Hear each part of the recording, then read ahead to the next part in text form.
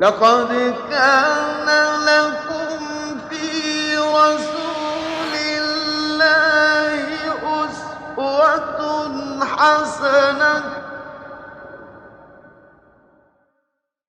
اعوذ باللہ من الشیطان الرجیم بسم اللہ الرحمن الرحیم اللہم صلی علی محمد وعلی آل محمد کما صلیت علی ابراہیم وعلی آل ابراہیم انک حمید مجید اللہم بارک علی محمد وعلی آل محمد کما بارکت علی ابراہیم وعلی آل ابراہیم انک حمید مجید۔ حدیث نمبر 1667 نعمان بن بشیر رضی اللہ تعالیٰ عنہ سے روایت ہے کہ رسول اللہ صلی اللہ علیہ وسلم نے فرمایا، اس شخص کی مثال جو اللہ کی حدود کو قائم کرنے والا ہے اور جو ان حدود میں مبتلا یا کوتاہی کرنے والا ہے، ان کی مثال ان لوگوں کی طرح ہے جو ایک کشتی میں سوار ہوئے اور انہوں نے کشتی کے لیے قرعہ اندازی کی۔ ان میں سے کچھ لوگ اس کی بالائی منزل پر اور کچھ لوگ نچلی منزل پر بیٹھ گئے۔ اب رسول اللہ صلی اللہ علیہ وسلم نے امر بالمعروف اور نہی عن المنکر کی اہمیت کو سمجھانے کے لیے ایک مثال بیان کی، اور وہ مثال کیا تھی کہ کچھ لوگ کہیں جا رہے ہیں۔ اب اس جانے کے لیے وہ ایک کشتی میں سوار ہوئے۔ اب کشتی کی 2 منزلیں ہیں، ایک اوپر والی اور ایک نیچے والی۔ انہوں نے قرعہ ڈال لیا کہ کچھ لوگ تو اوپر والی منزل میں جائیں گے اور کچھ لوگ نیچے والی منزل میں جائیں گے۔ پس ان میں سے کچھ اس کی اوپر والی منزل پر اور کچھ نیچے والی منزل پر بیٹھ گئے۔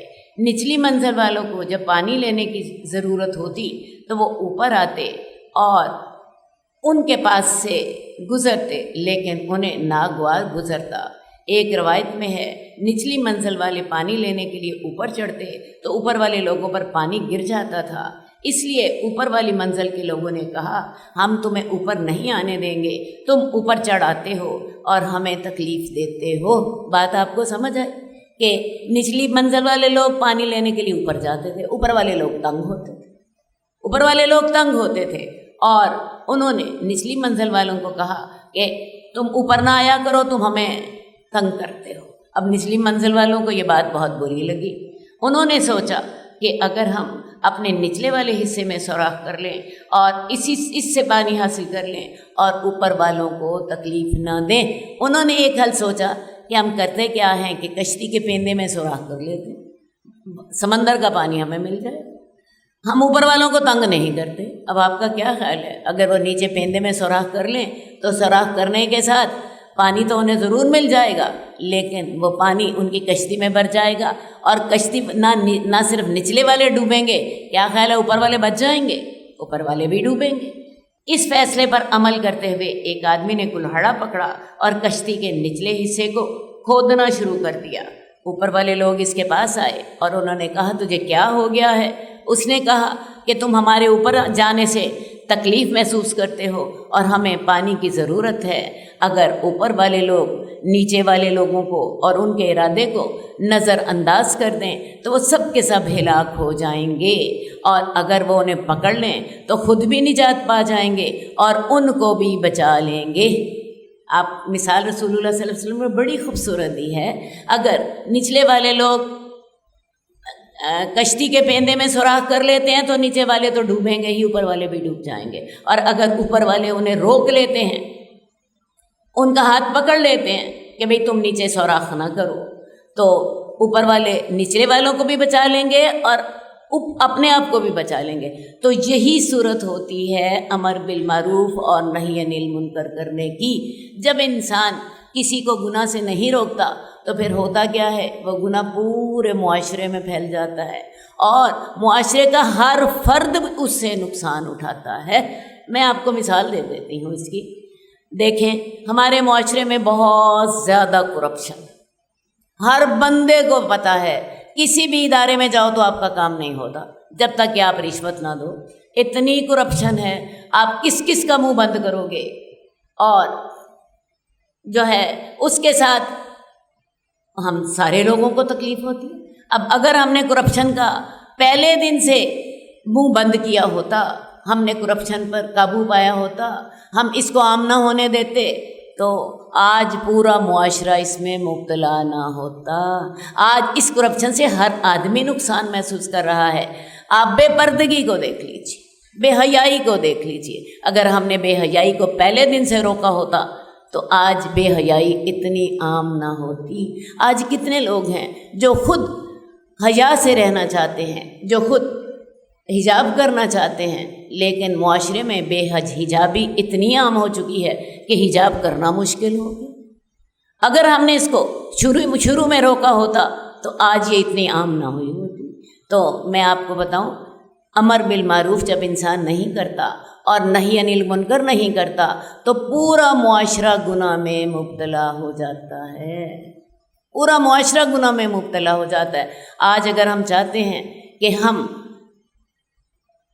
جو ہیں مشکلات سے بچیں تو ہمیں گناہوں کے بارے میں یہ طریقہ اختیار کرنا ہوگا کہ جہاں کہیں گناہ دیکھیں اس کو روک دیں۔ اور یہ بھی یاد رکھیے کہ گناہ سے روکنا ہر بندے کا فرض ہے۔ اپنے گھر میں روکیں، اپنے رشتہ داروں میں روکیں، جہاں دیکھیں جتنی طاقت ہے، جتنا علم ہے، جتنی حیثیت ہے اس کے مطابق روکیے۔ یہ ہر بندے پر فرض ہے، یہ ہر بندے پر فرض ہے۔ تو لہٰذا اپنی طاقت کے مطابق امر بالمعروف کیجیے، نہی عن المنکر کیجیے، ورنہ ہوگا کیا، پورا معاشرہ گناہوں میں ملوث ہو جائے گا۔ اور جب پورا معاشرہ گناہوں میں ڈوب جاتا ہے تو پھر اس پر اللہ کا عام عذاب آ جاتا ہے۔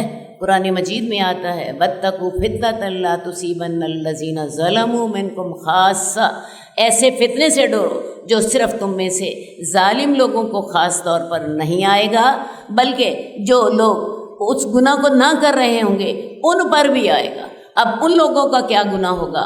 ان لوگوں کی غلطی یہ ہوگی انہوں نے گناہ کو اس حد تک کیوں بڑھنے دیا کہ پورا معاشرہ اس گناہ سے متاثر ہو گیا۔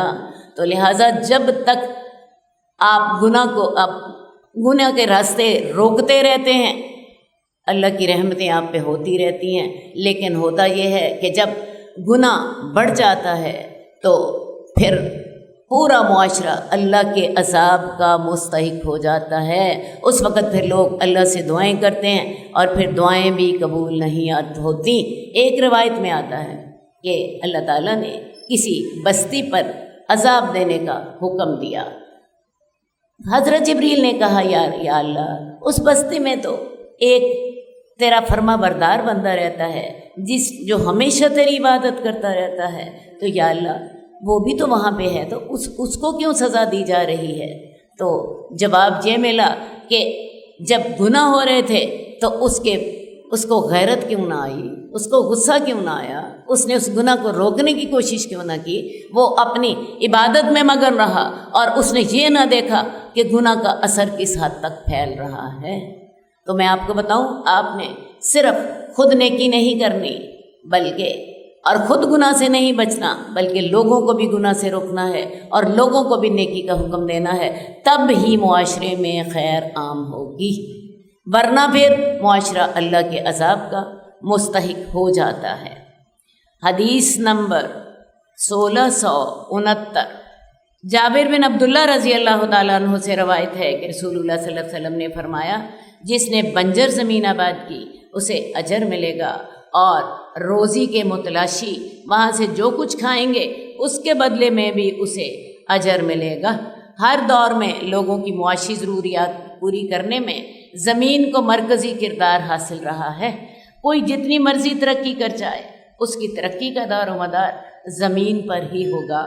زمین کو کاش کے قابل بنانا صدقہ جاریہ ہے۔ جہاں تک اس کی پیداوار کا مسئلہ ہے تو حضرت جابر بن عبداللہ کہتے ہیں کہ جب کوئی مسلمان کوئی درخت لگاتا ہے تو جو جانور اس میں سے کھاتا ہے وہ اس کی طرف سے صدقہ ہو جاتا ہے، وہ اس کی طرف سے صدقہ ہو جاتا ہے۔ تو لہٰذا مردہ زمین کو ضرور زندہ کیجیے، بنجر زمین کو آباد کریں، یہ صدقہ جاریہ ہے۔ شجر کاری کریں، اس سے جو انسان یا چرند پرند فائدہ اٹھائیں گے پرندے کھا لیں گے، انسان اس کے سائے میں بیٹھے گا، یا انسان اس کا پھل کھا لے گا، یہ سب صدقہ جاریہ ہوتا ہے۔ اب شجرکاری آج کل تو بہت ہی اہم بن گئی ہے۔ شجرکاری سے خوشحالی تو ہوتی ہی ہے، فصلیں زیادہ ہوتی ہیں اور خوشحالی ہوتی ہے، لیکن آج کل جیسا کہ گرمی زیادہ ہو گئی ہے، پوری دنیا کا ٹیمپریچر بڑھ رہا ہے، اور ان حالات میں سب سے بہتر حل شجرکاری ہے۔ جب آپ کے ہاں درخت زیادہ ہوتے ہیں تو آپ کے ہاں بارشیں زیادہ ہوتی ہیں، آپ کے ہاں پولوشن کم ہوتی ہے، کیونکہ آپ کو پتہ جو درخت ہوتے ہیں یہ کاربن ڈائی آکسائڈ کو جذب کر لیتے ہیں اور آکسیجن کو پیدا کرتے ہیں۔ اسی لیے آپ دیکھتی ہیں حکومت کی طرف سے اس بات کا بڑا اہتمام کیا جاتا ہے کہ جتنی سڑکیں نئی بنائی جائیں ان کی دونوں اطراف میں شجرکاری ہو، اسی کے ساتھ ماحول میں اور موسم میں تبدیلی آتی ہے۔ تو یہ چیزیں جو ہیں آج پہلے سے زیادہ ضروری ہو گئی ہیں۔ شجرکاری سے خوشحالی تو آئے گی ہی، لیکن آج کل کے جو جدید مسائل ہیں ان مسائل میں بھی شجرکاری موسم میں تبدیلی پیدا کرتی ہے، درجہ حرارت میں کمی لاتی ہے، اور اس کے ساتھ عمومی طور پر معاشرے کو فائدہ ہوتا ہے۔ تو لہٰذا یہ جو صدقہ جاریہ ہے، شجرکاری کرنا یا بنجر زمین کو آباد کرنا، اسے ضرور کیجیے۔ آپ اور کچھ نہیں تو اپنے لیے ایک صدقہ جاریہ کرنے کے لیے اپنے حصے کا ضرور درخت لگا لیجیے۔ آپ دیکھیں آپ کتنے لوگ جہاں بیٹھے ہیں، اتنے لوگ بیٹھیں گے اتنے درخت لگ جائیں گے، اور اتنے درخت آپ کے لیے صدقہ جاریہ ہوں گے۔ اور یہ ایسا صدقہ ہے جس پہ آپ کا پیسہ نہیں لگتا۔ اپنی اولاد کو، اپنے ملنے جلنے والوں کو اس کے لیے ترغیب دیجیے۔ میں آپ سے یہ کہتی ہوں اپنی قبر ٹھنڈی کرنے کے لیے یہ صدقہ آج ہی کر دیں، یہ اپنی قبر ٹھنڈی کرنے کے لیے، کیونکہ صدقہ جاریہ کا فائدہ آپ کو اپنی قبر میں ہوتا ہے، تو اپنی قبر ٹھنڈی کرنے کے لیے یہ صدقہ آج ہی کر دیں۔ حدیث نمبر 1671 عبداللہ بن عمر سے روایت ہے کہ رسول اللہ صلی اللہ علیہ وسلم نے فرمایا، جس نے اپنے باپ کے علاوہ کسی اور کی طرف نسبت کی وہ جنت کی خوشبو تک نہ پائے گا، اور اس کی خوشبو تو 70 سال کی دوری سے محسوس کی جاتی ہے۔ اب ہوتا کیا ہے، بعض اوقات والدین ان پڑھ ہوتے ہیں یا والدین غریب ہوتے ہیں، اولاد کو وہ پڑھاتے لکھاتے ہیں اور کوشش کرتے ہیں کہ ہم اگر ان پڑھ رہیں گے تو ہماری اولاد پڑھ لکھ جائے۔ وہ اپنی اولاد پر بڑی محنت کے ساتھ، بڑی تنگی کے ساتھ پیسہ مہیا کرتے ہیں اور ان کو پڑھانے کی کوشش کرتے ہیں۔ اب ایک شخص پہلے تو چپڑاسی تھا یا کوئی مالی تھا، اس نے اپنے بیٹے کو ڈاکٹر بنا دیا یا اس نے اپنے بیٹے کو انجینئر بنا دیا۔ اب کل کو انجینئر صاحب اور ڈاکٹر صاحب کی تنخواہ بڑی اچھی لگ گئی اور انہیں شرم آنے لگ پڑی کہ میں دوسروں کو بتاؤں کہ یہ مالی میرا باپ ہے اور یہ چپڑاسی میرا باپ۔ سب ایسا بالکل ہوتا ہے۔ تو اللہ کے رسول صلی اللہ علیہ وسلم فرماتے ہیں، جس نے اپنے باپ کے علاوہ کسی اور کی طرف نسبت کی وہ جنت کی خوشبو بھی نہ پائے گا۔ بلکہ ایسے شخص کو اپنے والدین کا زیادہ احسان مند ہونا چاہیے کہ انہوں نے آؤٹ آف دی وے جا کر، انہوں نے بڑی مشکلیں اٹھا کر ان کو ایک عزت والا مقام دلایا۔ ان کو تو اپنے عام لوگوں کی نسبت اپنے والدین کا زیادہ احسان مند ہونا چاہیے، بجائے اس کے کہ وہ ان کو اپنا والد سمجھنے سے یا ان کو کے ساتھ اپنا رشتہ ظاہر کرنے سے ہی شرم محسوس کرنے لگ پڑیں۔ تو جو شخص اپنا نسب بدل دے، اپنے والد کو کے علاوہ کسی اور کو اپنا والد بنا کر پیش کرے اور اس والد کو اگنور کر دے، نہیں جی میرا یہ چپڑاسی میرا والد نہیں ہے، فلاں میرا والد ہے، یا کسی کی ذات اتنی اچھی نہیں تھی اس نے اپنی ذات بدل دی، تو میں آپ کو بتاؤں ایسا شخص جنت کی خوشبو بھی نہ پائے گا۔ صحیح بات یہی ہے، جو اپنے باپ کا نہیں ہے وہ کسی اور کا کیسے ہوگا؟ جو اپنے باپ کے ساتھ نیکی نہیں کر سکتا تو وہ کسی اور کے ساتھ نیکی کیسے کرے گا؟ تو ایسا شخص جنت کی خوشبو بھی نہ پائے گا، حالانکہ جنت کی خوشبو 70 سال کی دوری سے بھی آتی ہے، تو وہ جنت سے کتنا دور کر دیا جائے گا؟ اتنا دور جہاں پہ جنت کی خوشبو بھی نہ آئے، جنت میں داخلہ تو بڑی دور کی بات۔ لہٰذا اپنے والدین کے فرما بردار رہیے، اپنے والدین کے احسان مند رہیے۔ دوسری بات یہ بھی سوچ لیجئے کہ عزت حسب اور نسب سے نہیں ہوتی، عزت تقویٰ سے ہوتی ہے۔ حسب و نسب تو اللہ کی طرف سے دی ہوئی ایک نعمت ہے۔ اصل بات ہے آپ کی جو ذاتی کمال ہے وہ یہ ہے کہ آپ گناہ سے کس حد تک بچتے ہیں اور کس حد تک نیکیاں کرتے ہیں۔ اسی لیے عزت حسب نسب سے نہیں ہوتی، وہ تو اللہ کی دی ہوئی نعمت ہے۔ اصل بات یہ ہے کہ آپ کا اپنا کمال کیا ہے کہ آپ گناہوں سے کتنا بچے اور آپ نے نیکیاں کتنی کی۔ تو اصل جو عزت ہے وہ تقویٰ سے ہوتی ہے۔ ان اکرمکم عند اللہ اتقاکم، تمہارا سب سے زیادہ معزز آدمی اللہ کے ہاں وہ ہے جو سب سے زیادہ اللہ سے ڈرنے والا ہے۔ تو لہٰذا اگر کسی کا اس طرح کا معاملہ ہے جیسے اس حدیث میں ہم نے دیکھا، تو وہ اس بات پر عمل کرے کہ وہ خود زیادہ سے زیادہ تقویٰ اختیار کرے، خود زیادہ سے زیادہ نیکیاں کرنے کی کوشش کرے، وہ اللہ کے ہاں زیادہ عزت والا بن جائے گا۔ اور دنیا میں بھی میں آپ کو بتاؤں، عزت ہمیشہ نیک بندے کی ہوتی ہے۔ ہاں اچھا، یہ تو بات ہو گئی کہ انسان اپنا نسب نہ بدلے، لیکن ایک اور بات بھی میں اس کی طرف بھی میں آپ کو توجہ دلانا چاہتی ہوں کہ کسی بزرگ کو اگر ہم عزت کے ساتھ ابو کہہ دیں، آپ میرے باپ ہیں، یا آپ میرے چچا باپ کی جگہ پر ہیں، تو ایسا کرنا ناجائز نہیں ہے۔ اسی طرح کوئی شخص اپنے بیٹے کے علاوہ کسی اور کو محبت سے کہتا ہے بیٹا تم مجھے بڑے پیارے ہو، تو یہ چیزیں جائز ہیں، کیونکہ یہ چیزیں اس کے منافی نہیں ہیں۔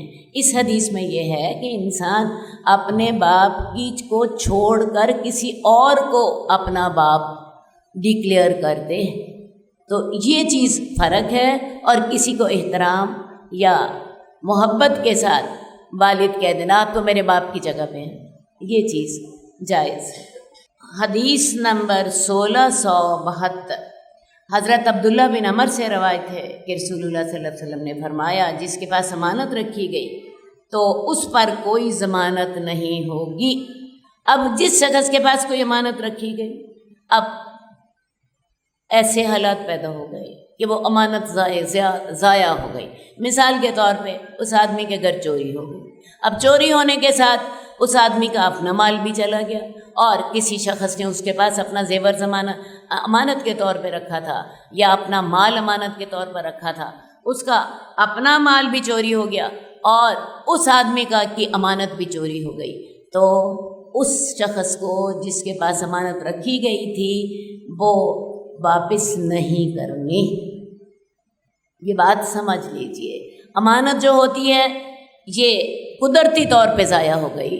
جیسے میں نے آپ کو بتایا، گھر میں جی سیلاب کا پانی آ گیا، یا یہ بعض اوقات بارش کا پانی آ جاتا ہے، کچھ کاغذات کسی نے آپ کے پاس امانت رکھتے تھے، وہ کاغذات گیلے ہو گئے، خراب ہو گئے، اب اس میں آپ کا قصور نہیں تھا، آپ کے اپنے کاغذات بھی خراب ہوئے اور ان کے بھی ہو گئے، آپ کا اپنی چوری بھی ہو گئی اور کسی کی امانت بھی چوری ہو گئی، تو اس کی آپ کو ادائیگی نہیں کرنی، اس کی ادائیگی نہیں کرنی۔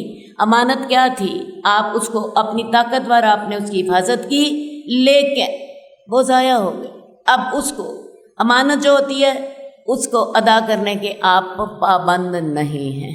ہاں آپ اس بات کے پابند تھے کہ آپ اس میں کوتاہی نہ کریں، آپ اس میں بے پرواہی نہ کریں، آپ نے بے پرواہی نہیں کی، کوتاہی نہیں کی، آپ کا اپنا مال بھی چوری ہو گیا، آپ کا اپنا مال بھی وہ بارش کے پانی سے آپ کے اپنے کاغذات بھی خراب ہو گئے، تو جو امانت رکھنے والا آدمی ہے اس کا یہ حق نہیں ہے کہ وہ آپ سے اس کا مطالبہ کرے کہ تم نے زیادتی کی۔ بات سمجھ آ گئی؟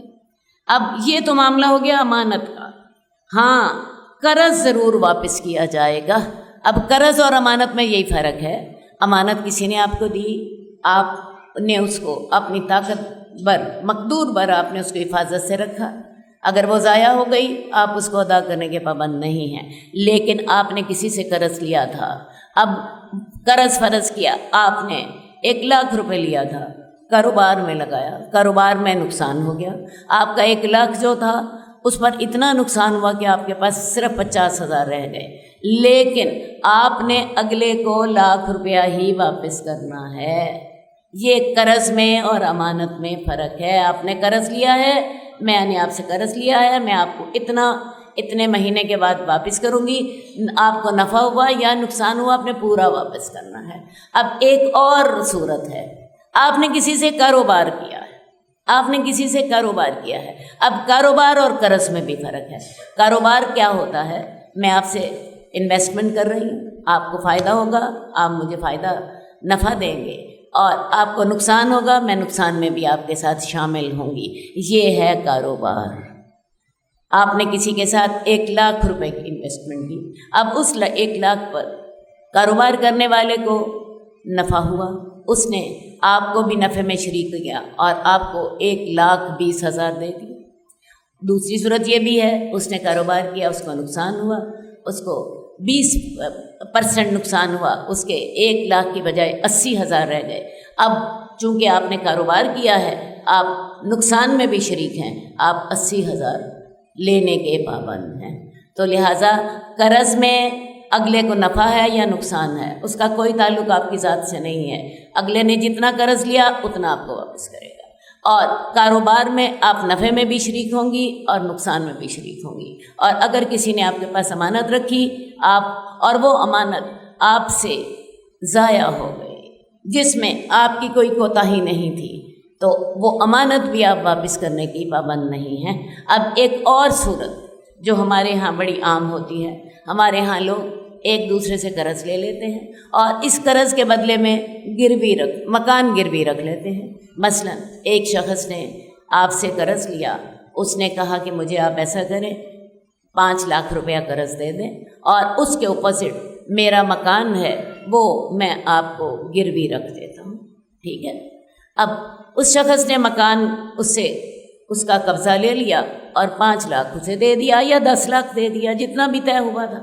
اب 3 سالوں کے بعد اگلے شخص نے آپ کو 10,00,000 روپے واپس کر دیے، 10,00,000 واپس کر دیے، اور وہ جو مکان گروی رکھا تھا 3 سال کے لیے، اس شخص نے اس سے فائدہ اٹھایا۔ اب اس مکان میں اس نے کیا کیا کہ کچھ کرایہ دار بٹھا دیے یا خود اس مکان میں رہنے لگ گیا۔ اس مکان کا کرایہ جو تھا 20,000 روپے مہینہ تھا۔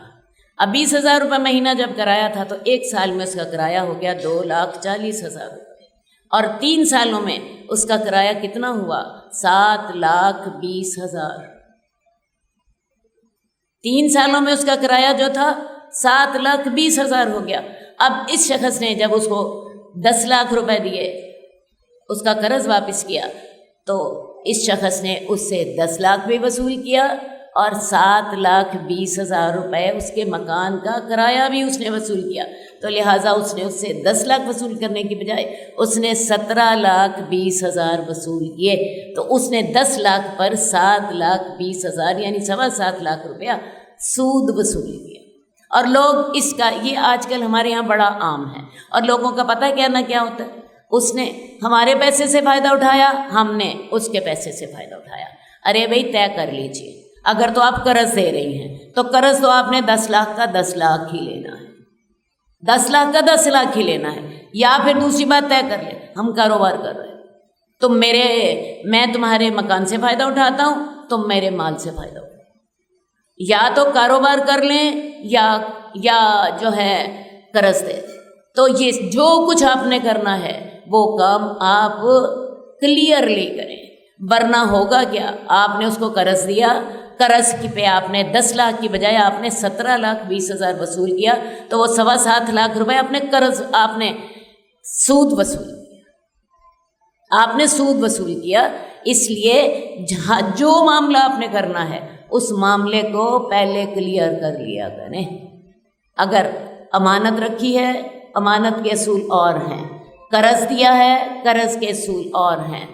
کاروبار کیا ہے، کاروبار کے اصول اور ہیں، اور ایک ہی معاملے میں قرض کو اور کاروبار کو اکٹھا نہ کیجیے۔ یہ جو مکان گروی رکھنے والا معاملہ ہے، یہ آپ دے قرض کے نام پہ رہی ہیں، لیکن اس پر 7.25 لاکھ روپے آپ سود وصول کر رہے ہیں۔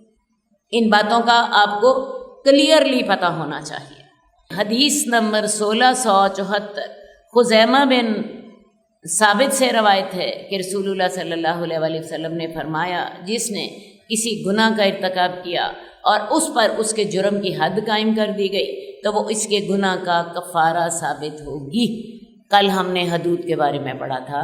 میں نے آپ کو بتایا تھا کہ اللہ تعالیٰ نے معاشرے کے امن کے لیے کچھ حدود رکھی ہیں، اور ان سے انسان کے جان، مال اور عزت کی حفاظت ہوتی ہے، اور اس کی عقل کی حفاظت ہوتی ہے۔ تو اللہ تعالیٰ سبحانہ و تعالیٰ نے ہمارے فائدے کے لیے کچھ حدود مقرر کر دی ہیں۔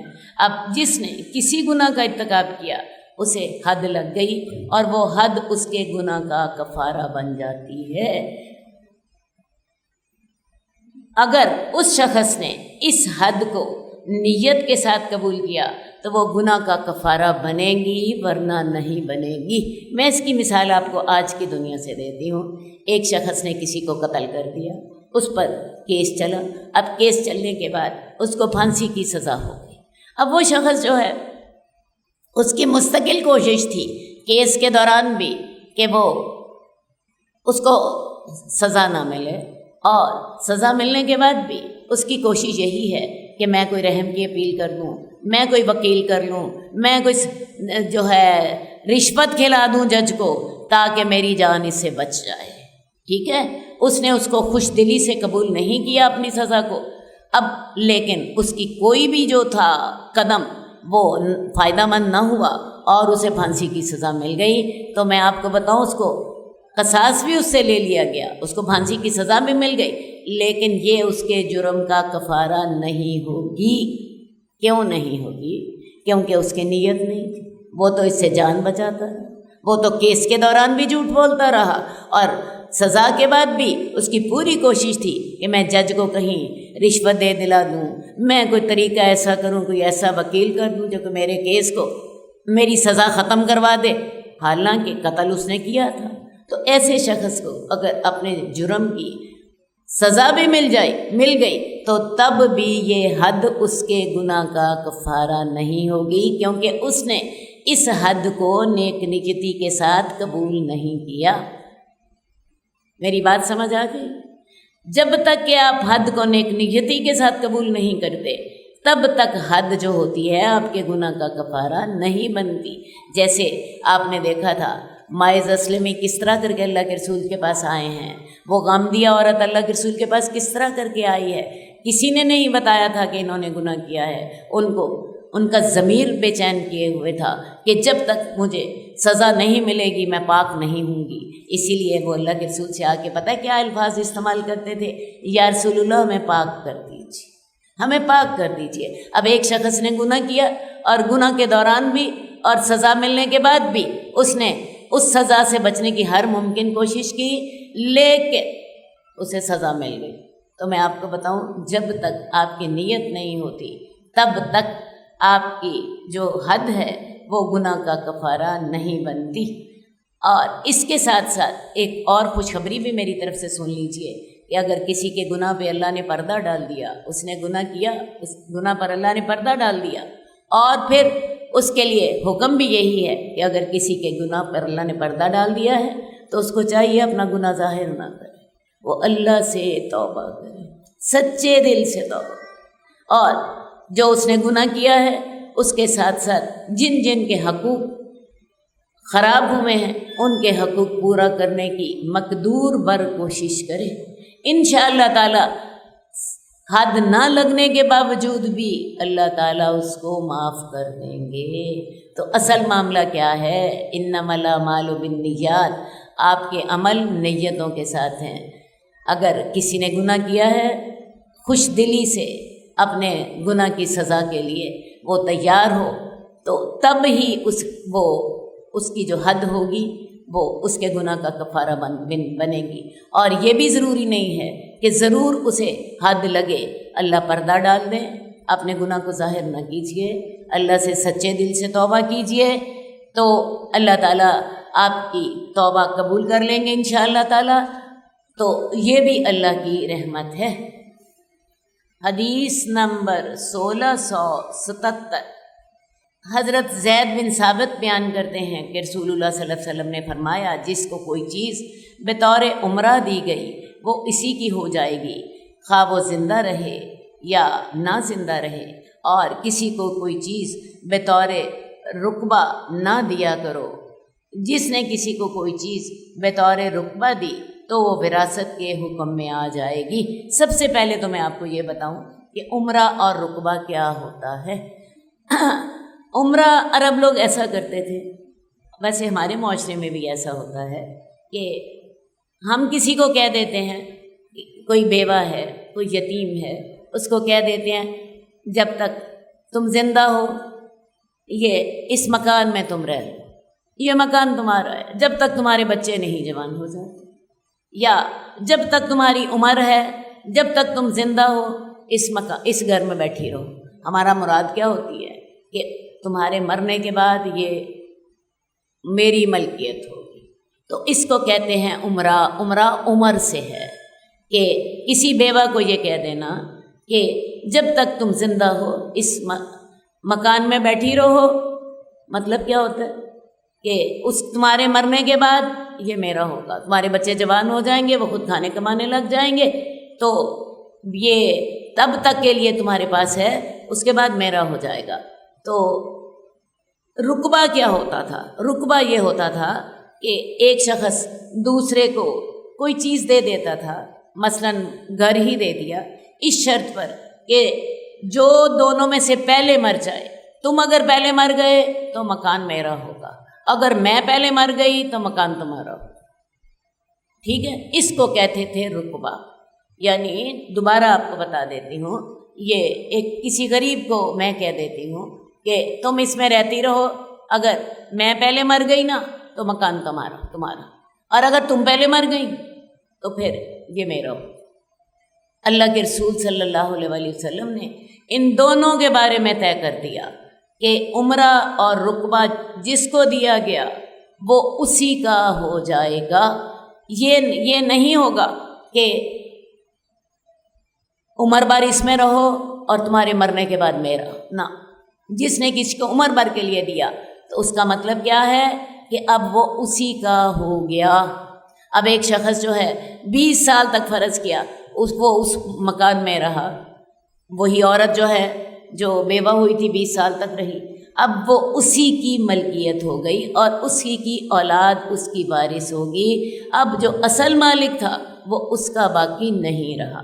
تو رسول اللہ صلی اللہ علیہ وآلہ وسلم نے عمرہ کے بارے میں بھی اور رقبہ کے بارے میں بھی، دونوں کے بارے میں یہ طے کر دیا کہ جو کسی کو عمرہ دے گا، عمر بھر کے لیے چیز دے گا، یا کسی کو زندگی بھر کے لیے دے گا، تو وہ اسی کی ہو جائے گی جس کو دے دی گئی، اور جس کو وہ دے دی گئی اس کی وراثت اس میں سے چلے گی، اس کی اولاد اس کی وارث ہوگی۔ اب دینے والے کا کوئی اختیار وہاں پہ باقی نہیں رہا۔ اصل بات ہے اس معاملے میں بعض اوقات بہت زیادہ جھگڑے ہو جاتے ہیں، فساد ہو جاتے ہیں، تو اللہ کے رسول نے ایک بات طے کر دی کہ جس نے عمرہ اور رقبہ کیا وہ اسی کا ہو جائے گا جس کو وہ دیا گیا، اور اس کی اولاد اس کی وارث ہوگی، وہی اس کا مالک ہو جائے گا۔ حدیث نمبر 1678، ابو سعید خدری بیان کرتے ہیں کہ رسول اللہ صلی اللہ علیہ وآلہ وسلم نے علقمہ بن مجزز کو ایک لشکر جس میں بھی تھا کا امیر بنا کر بھیجا۔ جب وہ غزوہ کی جگہ پر پہنچے یا ابھی راستے میں تھے تو لشکر کے ایک حصے نے اس سے اجازت مانگی، انہوں نے اجازت دے دی، اور عبداللہ بن حذافہ بن قیس سہمی کو ان کا امیر بنایا۔ میں بھی انہی کے ساتھ غزوہ کرنے والوں میں تھا۔ وہ راستے میں تھے کہ انہوں نے گرمی حاصل کرنے کے لیے یا کوئی چیز پکانے کے لیے آگ جلائی۔ لشکر کے امیر عبداللہ بن حذافہ بن قیس کہ مزاج میں خوش طبعی پائی جاتی تھی، انہوں نے کہا کیا تمہارے لیے یہ ضروری نہیں ہے کہ تم میرا حکم سنو اور مانو؟ لوگوں نے کہا کیوں نہیں؟ ان کے امیر نے کہا میں تمہیں جس چیز کا حکم دوں گا کیا تم اس کی تعمیل کرو گے؟ لوگوں نے کہا جی ہاں ہم ضرور تعمیل کریں گے۔ تو ان کے امیر نے حکم دیا کہ میں تمہیں سختی کے ساتھ حکم دیتا ہوں کہ یہ جو آگ جلی ہوئی ہے اس میں کود جاؤ۔ لوگوں نے اپنی کمروں پر پٹیاں باندھ لیں تاکہ وہ آگ میں کود جائیں۔ جب اس امیر کو خیال ہوا کہ یہ تو شاید آگ میں کودنے والے ہیں تو اس نے کہا ٹھہر جاؤ، میں تو تمہارے ساتھ مذاق کر رہا تھا۔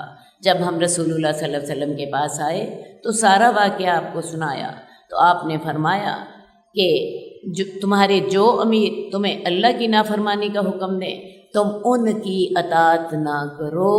اصل میں یہاں یہ واقعہ پہلے سمجھ لیجئے، آگ جلائی گئی ہے اپنے کسی کھانے پکانے کے مقصد کے لیے، اور ان کا امیر انہیں کہہ رہا ہے بھئی تم میری بات ماننے کے پابند ہو، میری بات مانو گے؟ وہ کہنے لگے مانیں گے۔ تو امیر نے کہہ دیا ایسا کرو تم اس آگ میں کودو۔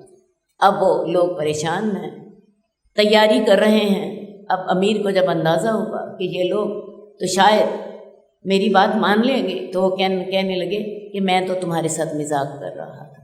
اب رسول اللہ صلی اللہ علیہ وسلم کے پاس جب یہ لوگ واپس آئے تو انہوں نے اللہ کے رسول صلی اللہ علیہ وسلم سے یہ معاملہ ان کے سامنے رکھا تو اللہ کے رسول نے کیا کہا؟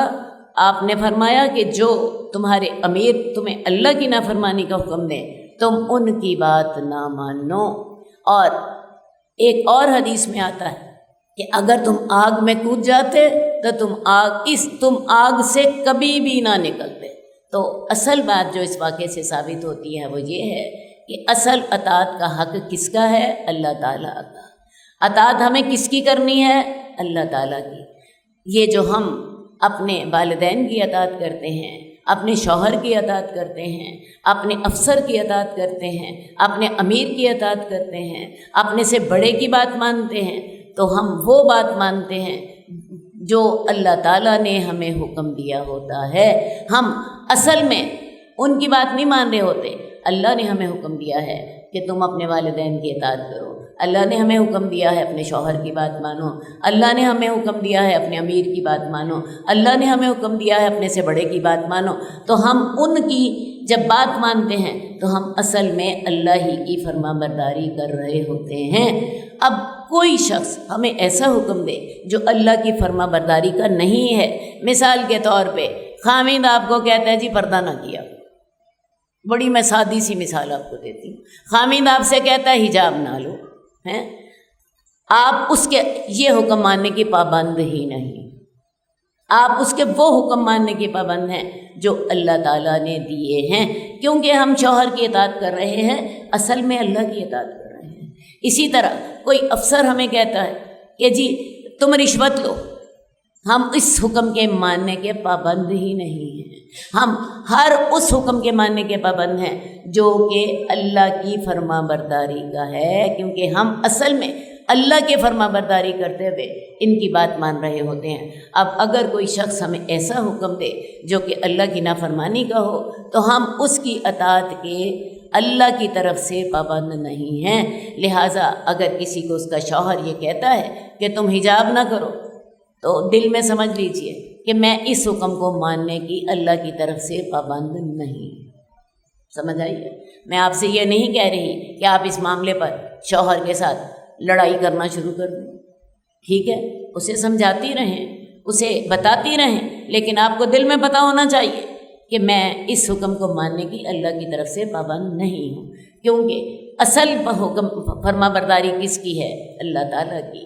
اور اگر ہم کسی کی اللہ کی نافرمانی میں اگر کسی مخلوق کی بات مان رہے ہیں تو ہم اللہ کی نافرمانی کر رہے ہیں، کیونکہ حدیث کے واضح الفاظ ہیں لا طاعۃ لمخلوق فی معصیۃ الخالق، خالق کی نافرمانی میں کسی مخلوق کی فرما برداری نہیں ہے۔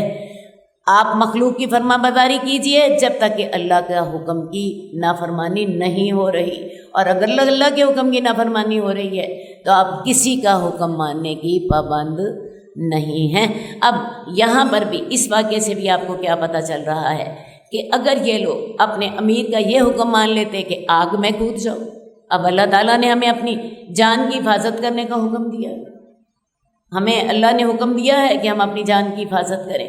اب یہ حکم ماننے کے یہ لوگ پابند نہیں تھے، اسی لیے رسول اللہ صلی اللہ علیہ وسلم نے اس پہ کیا کہا کہ جو امیر تمہیں اللہ کی نافرمانی کا حکم دے تم ان کی فرما برداری نہ کرو۔ اور ایک اور حدیث میں کہ اگر تم لوگ آگ میں کود جاتے تو دوزخ کی آگ سے بھی نہ بچ سکتے، تم آگ سے کبھی بھی نہ نکل سکتے، تم دنیا میں بھی آگ میں کودتے اور دوزخ کی آگ بھی تمہارا انتظار کر رہی ہوتی۔ تو اصل بات یہ ہے کہ فرما برداری اصل کس کی ہے؟ اللہ کی، اصل اطاعت اللہ کی ہے۔ بندوں کی تب تک باتیں مانیے، بندوں سے مراد اپنے سے بڑے لوگوں کی، خامن کی، والدین کی، اپنے افسر کی، اپنے امیر کی، اپنے بڑے کی، تب تک اطاعت کیجیے جب تک اطاعت اللہ کے حکم کی حدود کے اندر ہے۔ اور جب وہ اللہ کے حکم کے خلاف آپ کو حکم دے، آپ کا باپ جی اس کا مطالبہ ہے جی آپ سے، آپ کا باپ جو ہے وہ کرپشن کرتا ہے، حرام کماتا ہے، اور اس کا حکم ہے کہ بیٹا میرے ساتھ کیوں نہیں چلتا، میں آپ کو سیدھی بات بتاؤں، آپ کے حکم اس کا حکم ماننے کی پابند ہے۔ اطاعت کس کی ہے؟ اصل میں اللہ کی۔ یہ بات سمجھ لیجئے، اللہ کی نافرمانی میں کسی مخلوق کی اطاعت نہیں ہے، اصل اطاعت ہمیں اللہ کی کرنی ہے۔ اور اگر کوئی کسی اللہ کی نافرمانی میں کسی کی اطاعت کرتا ہے تو یہ اطاعت کا شرک ہے، یہ شرک کی ایک قسم ہے۔ یہ بات میں نے آپ کو پہلے بھی سمجھائی تھی اور آج پھر اس کا ذکر حدیث میں ایک اور طریقے سے آ گیا۔ حدیث نمبر 1680، عبداللہ بن عمر کہتے ہیں کہ رسول اللہ صلی اللہ علیہ وسلم نے فرمایا، جس نے اپنے بیٹے کو بدنام کرنے کے لیے اس کا بیٹا ہونے کی نفی کر دی، اللہ تعالیٰ اسے قیامت کے دن تمام لوگوں کے سامنے رسوا کرے گا۔ یہی برابر کا بدلہ ہے۔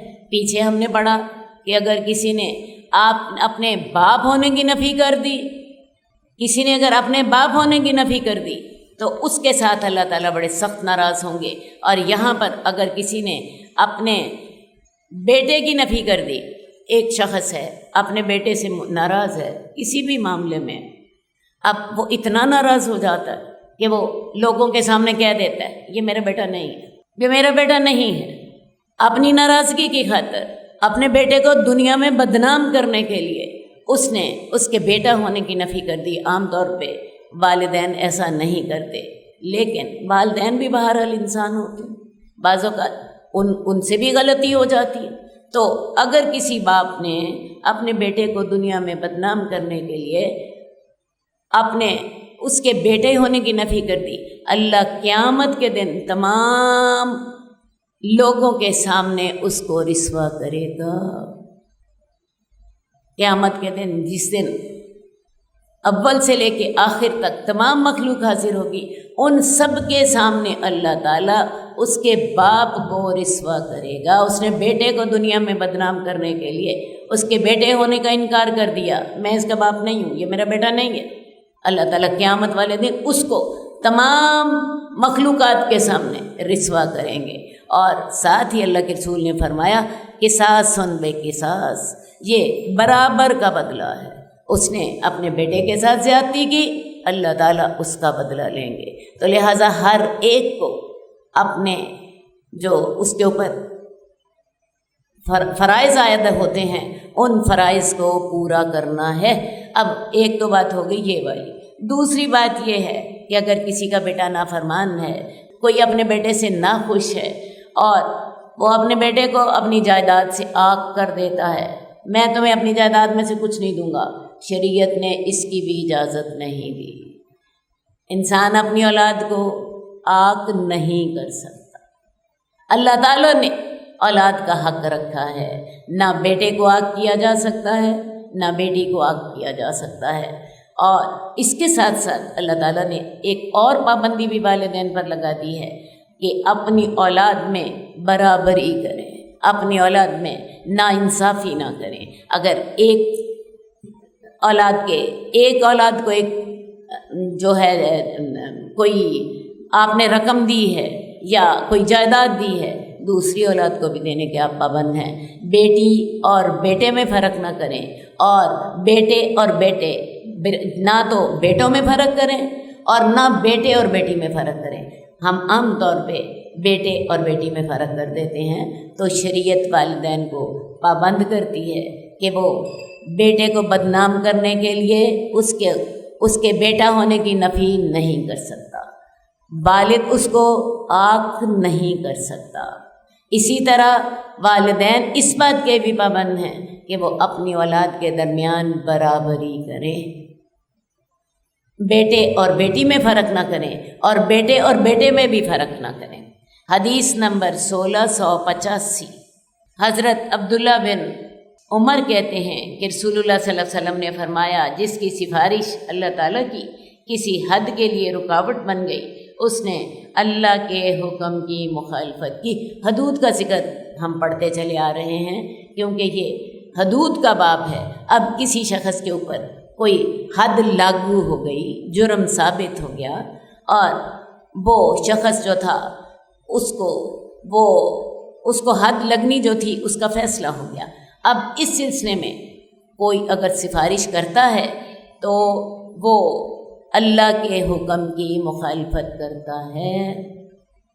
बल्कि हदीस में आता है कि अगर किसी शख्स ने ये सोचा कि अल्लाह ताला ने 100 करोड़ों की हद लगाई है तो ये आदमी कमज़ोर है, इसको 100 करोड़ों के बजाय हम थोड़ी सी सज़ा इसकी कम कर देते हैं, या कोई शख्स ताकतवर है और किसी शख्स ने ये तय किया कि 100 करोड़ों के बजाय हम इसको 110 करोड़ लगा देते हैं, तो अल्लाह ताला क़यामत वाले दिन उसे कहेंगे, क्या तू मेरी मखलूक के बारे में मेरे से ज़्यादा रहम करने वाला था कि तुझे उस पर रहम आ गया, और मेरे से ज़्यादा अच्छा फ़ैसला करने वाला था कि तूने उसकी हद बढ़ा दी। तो असल बात है, हद कहते ही उस ऐसी सज़ा को हैं जिसका अल्लाह ताला ने एक तय कर दी और वो उतनी ही देनी है जितनी अल्लाह ने मुकर्रर की। अब हद के सिलसिले में सिफारिश करना भी अल्लाह को सख्त नापसंद है। रसूलुल्लाह सल्लल्लाहु अलैहि वसल्लम के दौर में एक वाक़या पेश आ गया। एक बनु मखसूम की एक औरत थी, उसके हाथ काटने का फ़ैसला हो चुका था। अब ये बनु मखसूम, ये जो औरत जिसके हाथ काटने का फ़ैसला हो रहा था, ये ज़ाहिरा तौर पर बावकार थी, तो लोगों का ख्याल था कि इस मुअज़्ज़ज़ औरत का हाथ काटा जाएगा। और इस सिलसिले में उन्होंने हज़रत उसामा बिन ज़ैद, जो कि आपको बड़े महबूब थे, उनसे कहा कि रसूलुल्लाह सल्लल्लाहु अलैहि वसल्लम से इस बारे में सिफारिश करें कि इस औरत के हाथ ना काटे जाएं, इसको कोई और सज़ा दे दी जाए। तो रसूलुल्लाह सल्लल्लाहु अलैहि वसल्लम नाराज़ हो गए। आपने उस वक़्त फरमाया था कि क्या तुम अल्लाह की हदों में सिफारिश करते हो, और साथ ही आपने फरमाया, अल्लाह की कसम फ़ातिमा बिनते मोहम्मद भी अगर चोरी करती तो मैं उसके भी हाथ काट देता। ये जो बनु मखसूम की जिस औरत के हाथ काटे जाने थे, इस औरत का नाम भी फ़ातिमा था। तो रसूलुल्लाह सल्लल्लाहु अलैहि वसल्लम ने कसम खा के कहा था कि अल्लाह की कसम, अगर फ़ातिमा बिनते मोहम्मद भी चोरी करे तो मैं उसके भी हाथ काट दूँगा। तो लिहाजा जो हद है, इसमें सिफारिश करना सख्त गुनाह है। इसके अलावा जो शख्स मकरूज़ होकर मरा तो वो याद रखे कि रोज़े क़यामत दिरहम व दिनार नहीं होंगे, वहाँ तो नेकियों और बुराइयों का तबादला होगा। अब दूसरी बात अल्लाह के रसूल ने क्या फरमाई कि जो शख्स मकरूज़ होकर मरे तो उसको चाहिए दुनिया में अपना कर्ज अदा कर दे, क्योंकि क़यामत वाले दिन दिरहम और दिनार नहीं होंगे। क़यामत वाले दिन क्या होगा, नेकियां और बदियां, तो उसको अपनी नेकियों से उसका कर्ज उतारना होगा। और नेकियों से कर्ज उतारते उतारते ऐसा ना हो कि उसकी नेकियां ख़त्म हो जाएं, उसकी नेकियां ख़त्म हो जाएं। और वैसे भी रसूलुल्लाह सल्लल्लाहु अलैहि वसल्लम की सुन्नत मुबारक ये थी कि जब कोई मैयत आपके पास लाई जाती तो आप पूछते, इस पर कोई कर्ज तो नहीं है? अगर कर्ज होता तो आप सहाबा से कहते, इसके लिए इस पर कुछ सदका कर दो। अगर तो सदक़े की इतनी रकम जमा हो जाती कि जिसके साथ कर्ज उतर जाता तो अल्लाह के रसूल सल्लल्लाहु अलैहि वसल्लम उसकी नमाज जनाजा पढ़ा देते, वरना आप अपने सहाबा से कहते کہ تم اپنے ساتھی کی نماز جنازہ پڑھو، اور آپ خود نماز جنازہ نہ پڑھاتے۔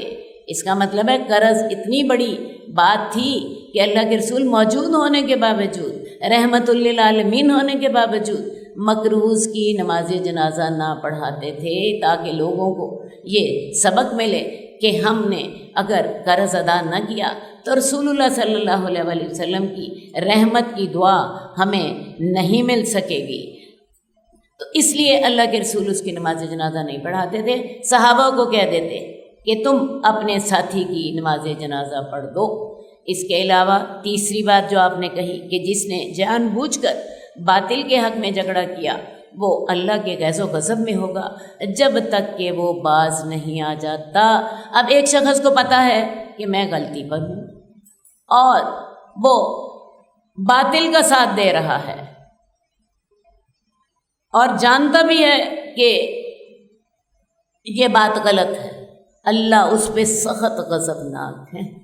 تعاونوا علی البر والتقوی ولا تعاونوا علی الاثم والعدوان، نیکی اور تقوی کا پر تو تعاون کرو، گناہ اور نافرمانی پر تعاون نہ کرو۔ تو لہٰذا آپ اگر کسی کا ساتھ دینا چاہتے ہیں تو پھر حق پر ساتھ دیجئے، اس کا تو آپ کو اجر ملے گا۔ باطل پر اگر آپ جانتے ہوئے بھی کہ یہ بات غلط ہے کسی کا ساتھ دے رہے ہیں تو آپ اللہ کے غصے میں ہیں، اللہ آپ پر بڑا سخت غضبناک ہے، اور اگر اسی حال میں موت آ گئی تو پھر آپ اس حال میں مریں گے کہ آپ اللہ کے غصے میں ہوں گے۔ تو لہٰذا کسی کا ساتھ دینا ہے تو حق پر ساتھ دیجیے، خرابی پر، غلطی پر اس کا ساتھ نہ دیجیے۔ اور چوتھی بات، جس نے کسی مومن پر ایسے جرم کی تہمت لگائی جو کہ اس میں نہیں پایا جاتا، اسے اللہ تعالیٰ جہنمیوں کی پیپ پلائیں گے، اسے اللہ تعالیٰ جہنمیوں کی پیپ پلائیں گے، یہاں تک کہ وہ ایسی نیکی کرے جہاں سے جو کہ اسے نکال دے۔ اصل بات ہے کہ ایک شخص نے کسی پر تہمت لگا دی ایسے جرم کی جو کہ اس نے نہیں کیا تھا، تو اس کو سزا کیا ملے گی؟ اللہ تعالیٰ اسے جہنمیوں کی پیپ پلائے، اسے اتنی سخت سزا ملے گی۔ تو لہٰذا دنیا یہ جو آپ گزار رہی ہیں نا، یہ بڑی سوچ سمجھ کے گزاری ہے۔ آپ کہیں گی کہ نہیں جی میں تو کسی باطل کا ساتھ نہیں دیتی، ارے بھی ہمارے گھر کی پالیٹکس ہوتی ہے، لڑائی جھگڑا ہو رہا ہوتا ہے، اس میں نند اور بہو کا جھگڑا ہو رہا ہوتا ہے، ساس اور بہو کا جھگڑا ہو رہا ہوتا ہے، تو اس میں ہمیں بعض اوقات پتہ ہوتا ہے کہ فلاں غلطی پر ہے اور ہم اس کا ساتھ دے رہے ہوتے ہیں۔ تو آپ جہاں جہاں ذمہ دار ہیں وہاں وہاں اس بات کا اہتمام کیجئے کہ ساتھ کس کا دینا ہے؟ حق کا ساتھ دیجئے، ورنہ آپ اللہ کے غصے میں ہیں۔ اور اگر آپ نے کسی پہ تہمت لگا دی جبکہ وہ جرم اس کے اندر نہیں تھا تو اللہ تعالیٰ اس کی سزا میں جہنمیوں کی پیپ پلائیں گے۔ تو لہٰذا سوچ سمجھ کے زندگی گزاریں، ایسا نہ ہو کہ ہم اپنی عبادات کے ساتھ ساتھ یہ ناجائز کا ساتھ دینے کے لیے ناجائز کا ساتھ دے رہے ہوں، نہ حق کا ساتھ دے رہے ہوں، اور ہمیں اللہ نہ کرے دوزخ کی سزائیں بھگتنی پڑیں اور اللہ کی غضب ناکی بھگتنی پڑے۔ تو لہٰذا ان باتوں کو اچھی طرح سمجھیں کہ ساتھ کس کا دینا ہے۔ تعاونوا علی البر والتقوی، نیکی اور تقوی کا ساتھ دیں، ولا تعاونوا علی الاثم والعدوان، گناہ اور زیادتی کا ساتھ نہ دیں۔ غلطی پر جو شخص ہے اس کا جانتے بوجھتے اس کا ساتھ نہ دیں۔ ہاں اگر آپ کو علم نہیں ہے تو علیحدہ بات ہے۔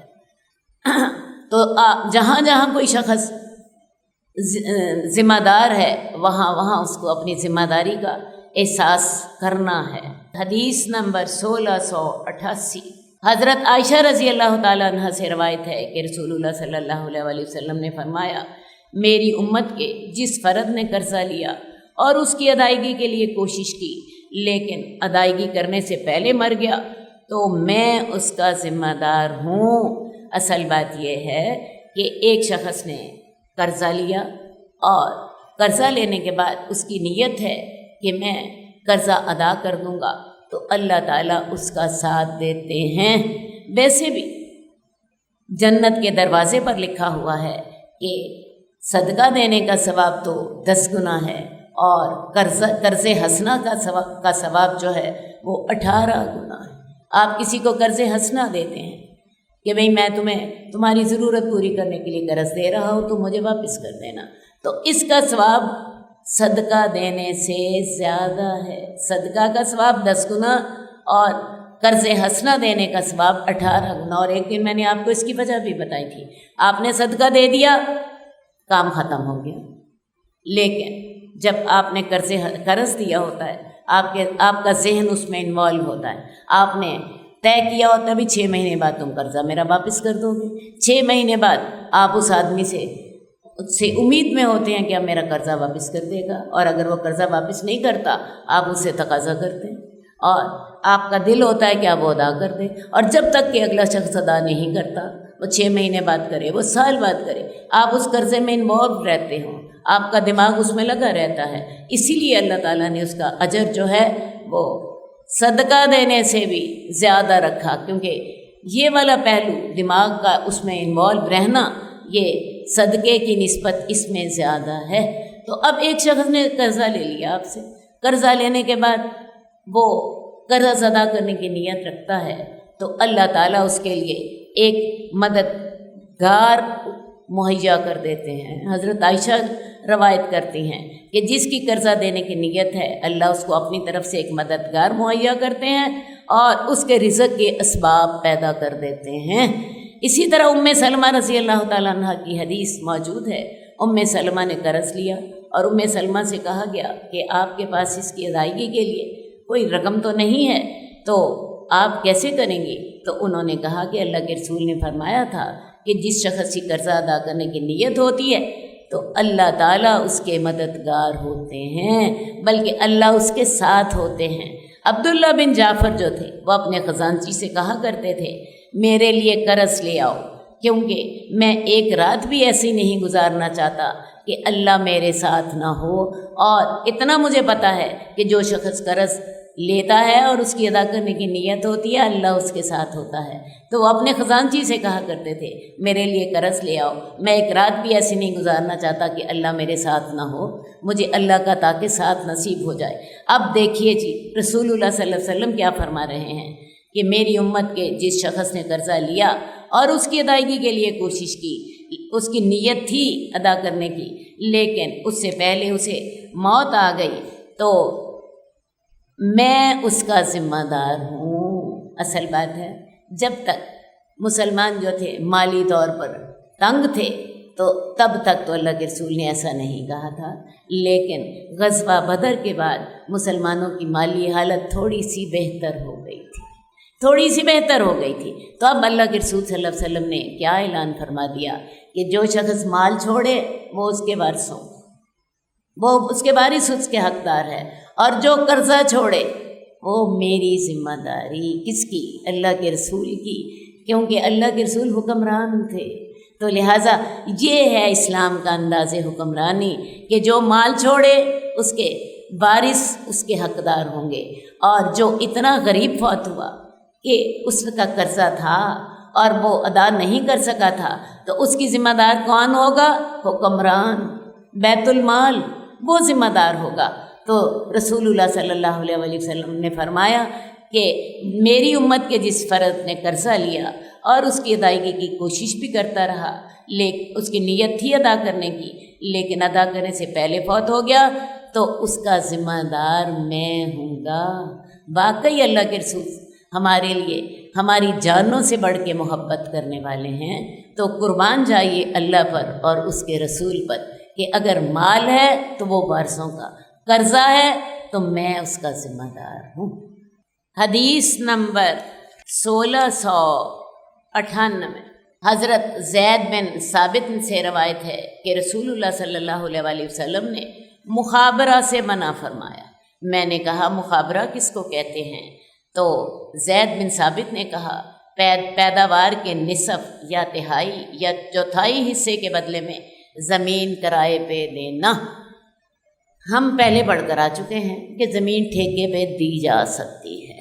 اب رسول اللہ صلی اللہ علیہ وسلم کے دور میں لوگ زمین ٹھیکے پہ دیتے تھے اور طے کر لیتے تھے کہ ہم جو پیداوار ہوگی اس کا اتنا اور اتنا حصہ ہم لیں گے، اور بعض اوقات وہ ایسا حصہ لیتے تھے جہاں پیداوار زیادہ ہوتی تھی۔ مثلاً جہاں سے پانی گزرتا تھا، آپ کو پتہ ہے کھیتوں کو پانی دیا جاتا، اور پانی دینے کے لیے ایک تقریباً 3-4 فٹ چوڑا ایک کھالا ہوتا ہے۔ آج کل بھی اگر ہم گاؤں میں کھیتوں میں جائیں نا تو وہ کھالا تقریباً 3 فٹ ہوتا ہے، وہ اس کھالے میں سے پانی جا رہا ہوتا ہے اور وہ کھالا تمام کھیتوں کو پانی پہنچا رہا ہوتا ہے۔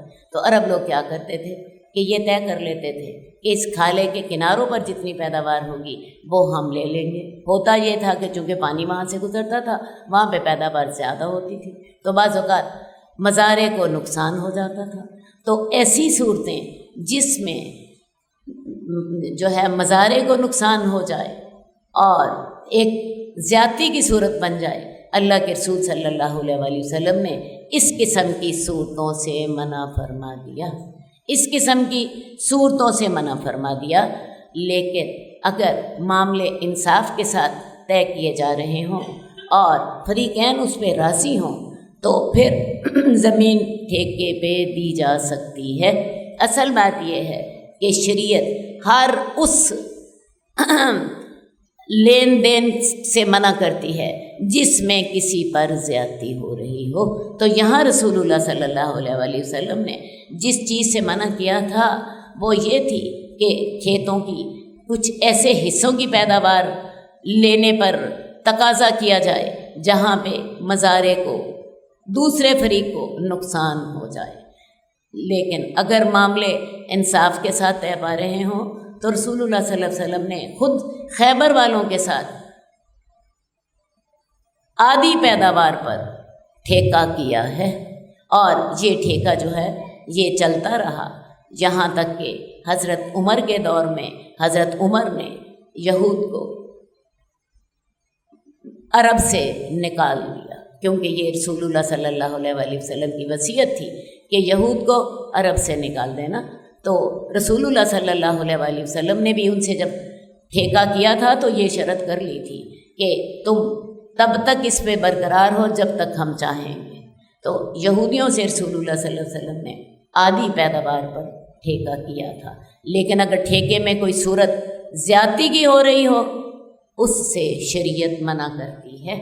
اللہم صلی علی محمد وعلی آل محمد کما صلیت علی ابراہیم وعلی آل ابراہیم انک حمید مجید۔ اللہم بارک علی محمد وعلی آل محمد کما بارکت علی ابراہیم وعلی آل ابراہیم انک حمید مجید۔ مولاي صل وسلم دائما ابدا على حبيبك خير الخلق كلهم، مولاي صل وسلم